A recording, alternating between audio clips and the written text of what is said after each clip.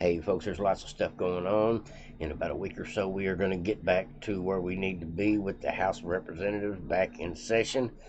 There has been several things said, including some statements from Marjorie Taylor Greene. If you stick around, I will have a video of what she says about holding out on the spending, no matter what, because there's some things in there she doesn't agree with, including funding the DOJ and the FBI for future endeavors. Not going to happen. Uh, she's got some guidelines, and one of her first guidelines where she'll agree to anything is we got to start impeachment inquiry. I love it. I love it. So it looks like as much him hauling around as Kevin McCarthy has been doing over the last couple months about impeachment. They're definitely going to bring in Tony Bobulinski and Devin Archer in the next couple of weeks. Even though they brought them in before, they're going to bring them back in, and they're going to get sworn testimony in front of Congress of them admitting that Joe Biden was part of these schemes, transaction, money laundering, and he is the big guy. And they're going to get that on record. And at that point, there will be no reason for even one Republican to have any problem with impeaching Joe Biden in the House, which will basically start real investigations into Joe Biden, meaning they'll have more subpoena power to get to the bottom of things, including asking Biden himself questions and his son, and even some of the clowns at the Department of Justice that are covering for him. Now, you can better believe they're going to try to indict Trump. I've already heard that Jack Smith will be indicting Trump ASAP. It'll probably happen within 24 hours of before, after, or during 24 hours of this impeachment inquiry ready to go. As a matter of fact, I have a clip here for you, a couple of clips. One of them is Peter Ducey saying that Biden's lawyering up. He knows impeachment's coming. Kevin McCarthy's been backed into a corner and threatened by people like Matt Gaetz and Marjorie Taylor Greene, and several of them are holding out on this appropriations of the funds that's got to be dealt with this month as well, end of the month. And so everybody's got basically their hands on their hips or their hand out. They've decided they are not going to allow these three-lettered agencies, including people like Jack Smith, be able to get funding to continue to prosecute Trump. Now, I think that's a great move, defunding these DAs and prosecutors that think that they are above the law.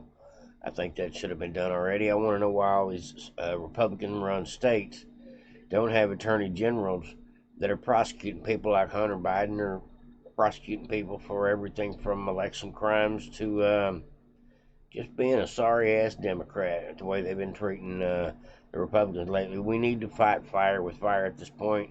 You can't roll over and play dead forever as a Republican. Otherwise, they'll just steamroll your ass right over like they're trying to do Trump right now. And like I said, there will be another indictment. Don't freak out, folks. There may be 10 more indictments before this is over. But every time you indict Trump, it just helps his numbers grow. So come on with it. Now, I got a couple video clips here I wanted to share with y'all. They are definitely cock blocking. The DOJ is cock blocking. NARA is cock blocking. They're not trying to give up any information about Biden's pseudonyms, about Hunter Biden. They're not trying to give up emails, even though there's thousands of them that went to that Rosemont Seneca, which is a Hunter Biden LLC. I'm talking about Joe Biden's direct emails under Robin Ware. We know the information is there, and they're not trying to give it up. So we're going to have to, and since the deadline is already coming past on that, the subpoena is now inevitable. For more things, they'll have to go at it from another direction, but they can also file contempt charges for the information they've just basically been told to go kick rocks on. We'll have to see how that goes. It is going to be like pulling teeth from this point forward. But in the next week to 2 weeks, folks, it's going to get interesting. Joe Biden will be put on the chopping block for impeachment. Even through the him hauling around of Kevin McCarthy, we now have a majority of the Republicans, I believe, that are on board with exposing this man for who he really is. And that's basically what the purpose of this impeachment is to bring it to the public's attention that Joe Biden's a crook. Him and his whole entire family, crooks.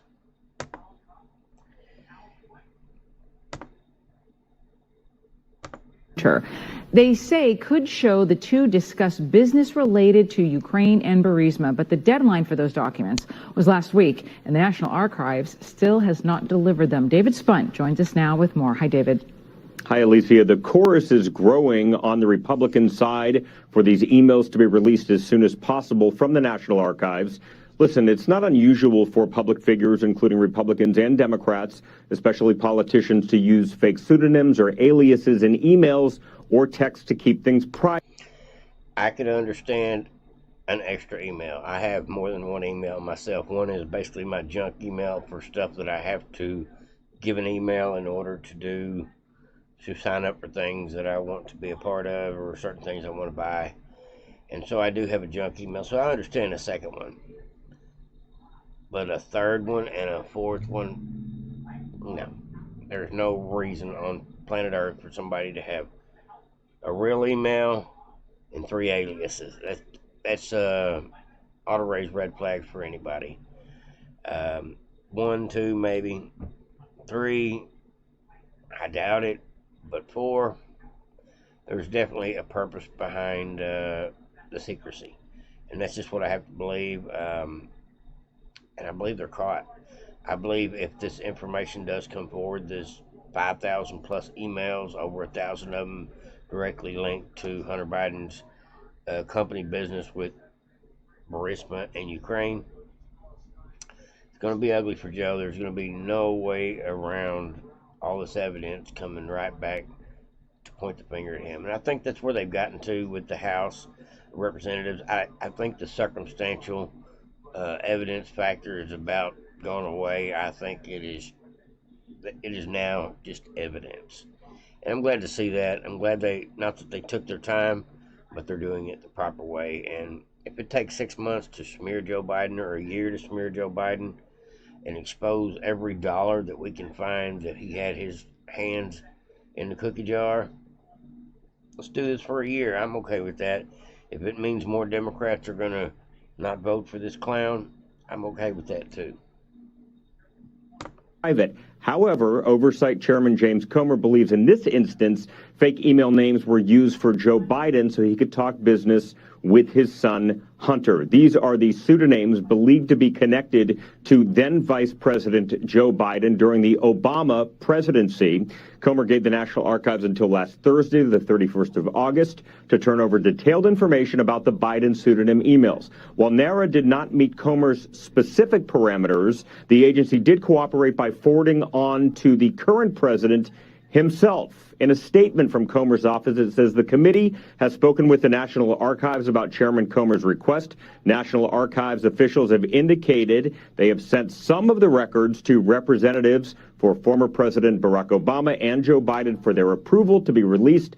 President Biden promised the most transparent administration in history, and we fully expect him to approve the release of these records. However, Alicia, a source with the National Archives told Fox News last week, there are certain restrictions in the Freedom of Information Act for issues such as national security and law enforcement. And beyond that, don't forget, there could be another hurdle. Emails from the Biden vice presidency fall under the Presidential Records Act during the Obama presidency. Now, last week, a group called Southeastern Legal Foundation filed a lawsuit for those emails with aliases. They received a reply from the National Archives. I believe it was last June 2022. They say they're still in the queue. 14 months later, a sign this may take. Now, folks, let me tell you only way this is going to work properly is if impeachment happens in the House and they decide to start an inquiry, an investigation into Joe Biden, and then subpoena power will not be able to be denied. The laws are different.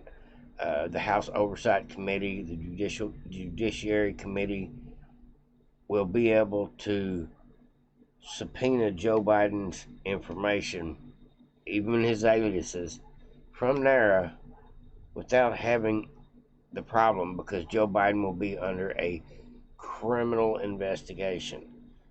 This impeachment inquiry involving crimes will not be cock-blocked as far as getting the information out, because it is more because of the subpoenas and the information they'll be asking for will be more enforceable to be gained. That's why all this stuff that's going on right now, all this cock-blocking, they're just stalling, playing delay a game. It's not going to work. It won't be long. Once Biden is indicted, they're going to throw these exact same subpoenas at these folks, and you watch. They'll be forced to give up a lot more. That's what I know, folks. Now I'm going to jump ahead to the 14-minute mark, folks. I had a good clip here for you.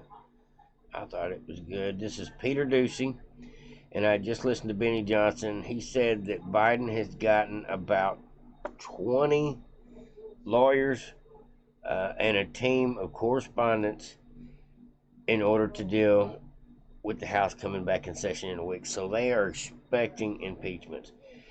And for as much as I've seen Kevin McCarthy walk and talk around the whole conversation of impeachment, it does look like it's going to go that way. It does look like, due to people like Matt Gaetz and Marjorie Taylor Greene pushing this, it's going to happen. Let's listen to what Peter Ducey has to say. He is discussing what the Bidens are doing as a countermeasure.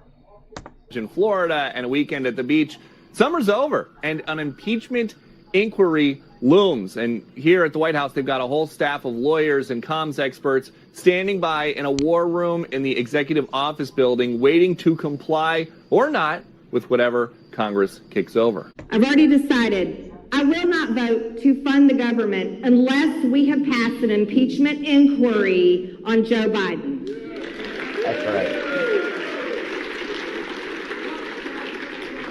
I will not fund the government because I will not fund the weaponized part of the government. I'm not going to continue to fund the Biden regime's weaponized government. So there should be no funding for Jack Smith's special counsel. We have to fire David Weiss, who is protecting Hunter Biden on his special counsel. And we have to rein in the FBI. But now he is at the point where he is being, he believes